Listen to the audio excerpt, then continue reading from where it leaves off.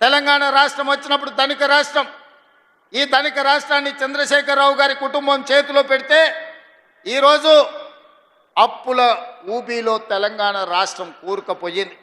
ఆనాడు నెలకు 500 కోట్ల రూపాయలు అసలు మిత్తి కట్టే అప్పు ఉంటే ఈనాడు ప్రతి నెల అసలుకే 6,500 కోట్ల రూపాయలు ప్రతి నెల కట్టాల్సిన పరిస్థితి వచ్చింది.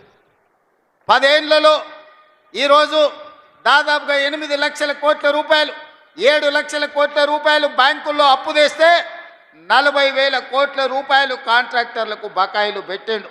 ఇవాళ సింగరేణికి బకాయిలు పెట్టిండు. విద్యుత్ శాఖ డిపార్ట్మెంట్కు ఉచిత కరెంటు పేరు మీద రైతులకు ఉచిత కరెంటు ఇచ్చినా అని విద్యుత్ శాఖకు బకాయిలు పెట్టిండు. నిన్నగాక మొన్న బ్యాంకుల్లో తెచ్చిన అప్పులే కాదు, ఆయన పెట్టిపోయిన బకాయిలను లెక్కేస్తే 8,29,000 కోట్ల రూపాయల లెక్క తేలింది. మిత్రులారా, ఈ 8,29,000 కోట్లలో మా నెత్తి మీద కత్తి పెట్టి ఈరోజు బ్యాంకులు వసూళ్లు చేస్తే అసలు మిత్తి 1,53,000 కోట్ల రూపాయలు ఈరోజు బ్యాంకులకు చెల్లించాల్సి వచ్చింది.